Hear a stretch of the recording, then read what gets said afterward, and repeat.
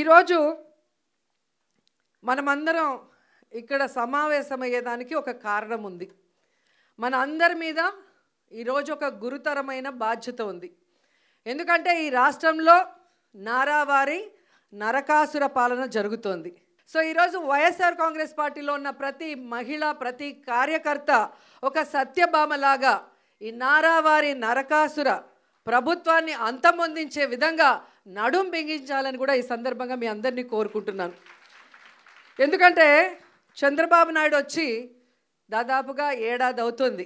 ఈ ఏడాదిలో ఆయన సాధించింది ఏందయ్యా అంటే అరాచకాలు, అఘాయిత్యాలు, అత్యాచారాలు, అవమానాలు, అక్రమ కేసులు, వేధింపులు, ఇవే సూపర్ 6.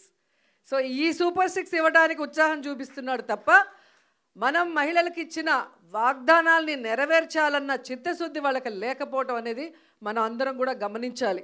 ఎందుకంటే జగన్మోహన్ రెడ్డి గారు అధికారంలో రాకముందు మహిళలకి ఏమేం ప్రామిస్ చేశారు, అధికారంలో వచ్చిన తర్వాత అవన్నీ ఎలా ఫుల్ఫిల్ చేశారు, అవే కాకుండా చెప్పని అనేకం కూడా మన కోసం ఎలా చేశారో మళ్ళీ నేను ప్రత్యేకంగా చెప్పాల్సిన అవసరం లేదనుకుంటున్నా. ప్రతి కుటుంబంలో ఎంతమంది ఏ స్కీమ్కి అర్హులో కులం, మతం, పార్టీ చూడకుండా అందరికీ అన్నీ అందించారు కాబట్టే ఈరోజు మనం ధైర్యంగా గ్రామాల్లోకి వెళ్ళగలుగుతున్నాం.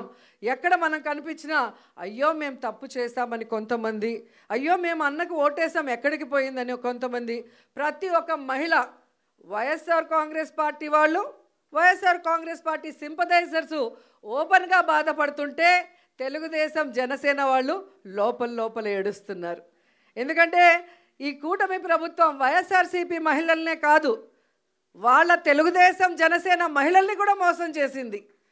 వాళ్ళకు కూడా అమ్మఒడి లేదు, వాళ్ళకు కూడా చేయూత లేదు, వాళ్ళకు కూడా ఆరోగ్యశ్రీ లేదు, వాళ్ళకు కూడా ఏ ఒక్క సంక్షేమ పథకం సూపర్ 6 లేదు. అంటే మననే కాదు వాళ్ళని కూడా మోసం చేశారు. మనం బయట చెప్పుకోగలుగుతున్నాం, వాళ్ళు చెప్పుకోలేక కుమిలిపోతున్నారు అన్నది నిజమని కూడా ఈ సందర్భంగా తెలియజేసుకుంటున్నాం.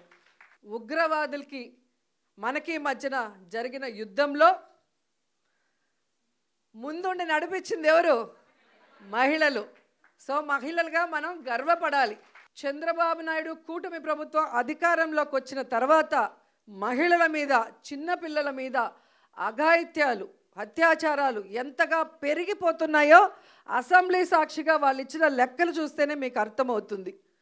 అంటే ఈరోజు ఒకవైపు ఉన్మాదుల్ని తయారు చేస్తూ ఎలా సోషల్ మీడియాలో మహిళల్ని టార్గెట్ చేయటం, ఎవరు వైఎస్ఆర్సీపీకి స్ట్రాంగ్గా నిలబడి మాట్లాడుతున్నారు లేదా ఎవరు సమస్యల మీద పోరాడుతున్నారో వాళ్ళని ఐడెంటిఫై చేసి, ఆర్గనైజ్డ్ క్రైమ్ అంటారు దాన్ని. జగనన్న ఒక్కటే చెప్పాడు, మనం తప్పు చేసి జైలుకి వెళ్తే అవమానంగా భావించాలి కానీ తప్పుడు కేసు వల్ల లోపలికి వెళితే బాధపడాల్సిన అవసరం లేదు.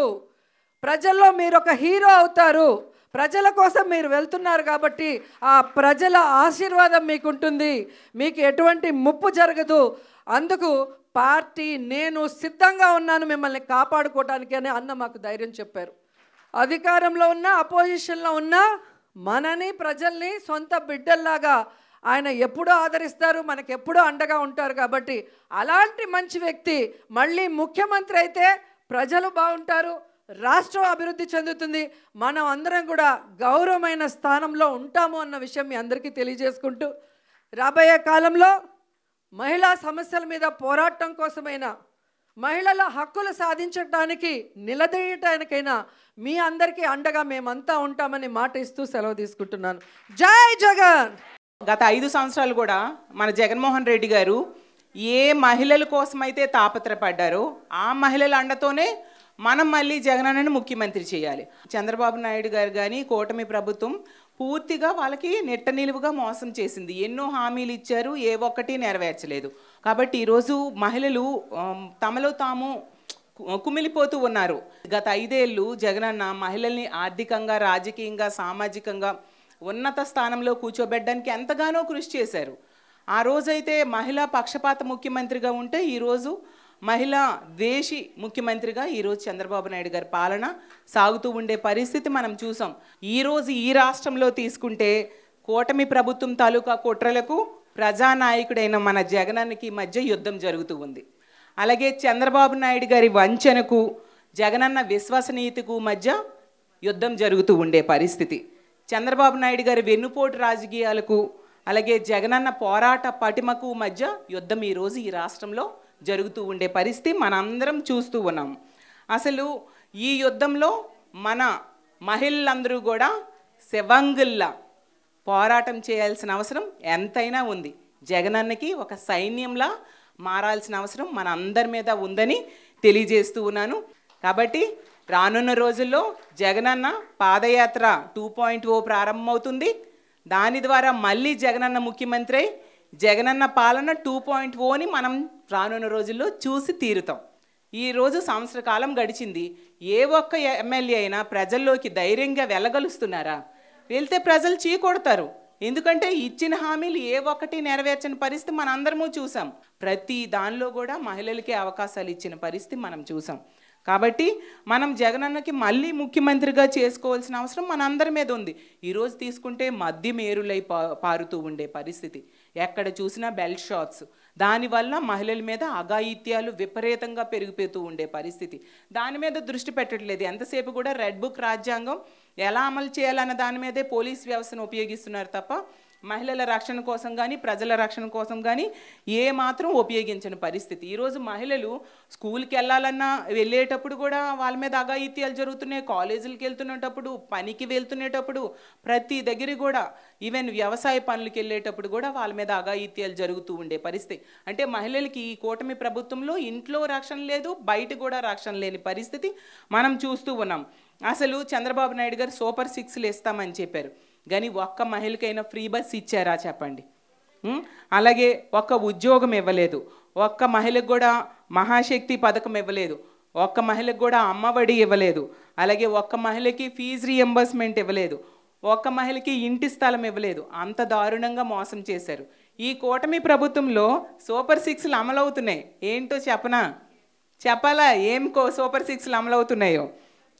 బెల్ షాప్స్, అలాగే పెర్మిట్ రూమ్లు, పేకాట క్లబ్బులు, గంజాయి, డ్రగ్స్, ఆడబిడ్డలపై అఘాయిత్యాలు. ఈ సూపర్ 6లు మాత్రం ఈ కూటమి ప్రభుత్వంలో అమలవుతూ ఉన్న పరిస్థితి మనం చూసాం.